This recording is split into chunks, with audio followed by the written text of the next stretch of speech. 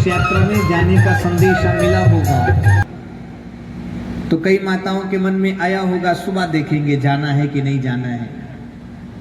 फिर सुबह हुई, घर का काम लगा रहा, फिर आपने सोचा कि ठीक है घर के काम से फुर्सत मिलेगी तो जाएंगे। जाना है कि नहीं जाना है यह पूरी तरह से निर्णय शायद सबके मन में नहीं रहा होगा, लेकिन एक बात मैं आपको विश्वास के साथ कहता हूं मेरी माताओं, मेरे बाबूजी लोग, कि इस श्री राम कथा में वही जुड़ पाएगा जिस पर सच में राम की कृपा होगी, सच में जिस पर भगवान की कृपा होगी।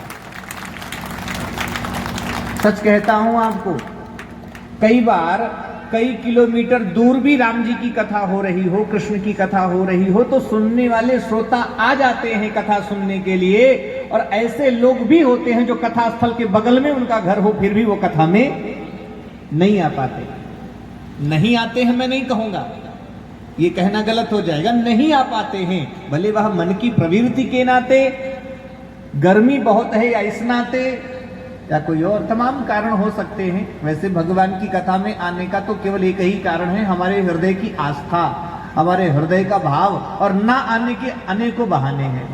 क्या करें महाराज जी, आज सर में बहुत दर्द था इसलिए नहीं आ पाए।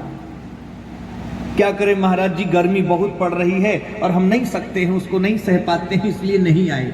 क्या करें महाराज जी, घुटने में बहुत दर्द हो रहा था इसलिए नहीं आए।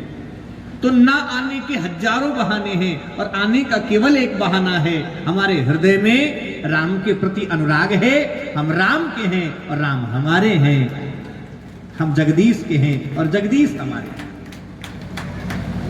तो मैं आप सभी लोगों को इसलिए प्रणाम कर रहा हूं सच्चे हृदय से कि आप लोग जो यहां पर उपस्थित हैं, आप लोगों ने कोई बहाना नहीं बनाया, बिना बहाना बनाए राम को अपना मानकर इस कथा परिसर में आप सभी की उपस्थिति हुई है, इसलिए मैं बार बार आपके श्री चरणों में प्रणाम करता हूं, आप सभी को बार बार प्रणाम करता हूं। और एक जानकारी आपको देता हूं,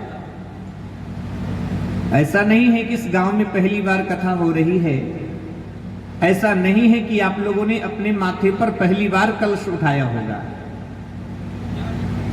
क्यों, पहले भी उठाया है? सच्ची सच्ची बताना, उठाया है ना? पर कलश को उठाने के पीछे का कारण क्या है, ये शायद आपको किसी ने नहीं बताया होगा। बताया किसी ने? समझाया किसी ने? चलिए मैं आपको बताता हूं। अच्छा, एक बात कभी आपने और नहीं सोचा है कि कलश पप्पू के पापा क्यों नहीं उठा सकते? पप्पू की मम्मी ही क्यों उठाएगी? कभी इस पर आपने विचार किया कि पुरुष कलश क्यों नहीं उठाता, महिला ही क्यों उठाती? इसके पीछे का दो कारण है। पहला कारण है कि धर्म के काम में महिलाओं को आगे रखा गया है ना। ये हमारे यजमान जी बैठे, क्या नाम बाबूजी का?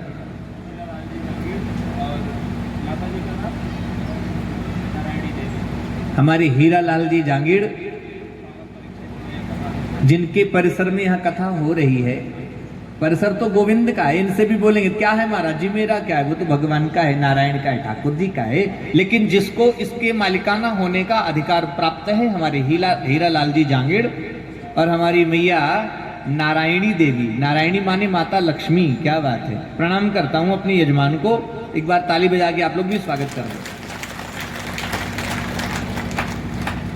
तो धर्म के काम में महिलाओं को इसलिए आगे रखा गया है क्योंकि पुरुषों का मन धर्म के काम में कभी ऊपर नीचे भी हो जाता है।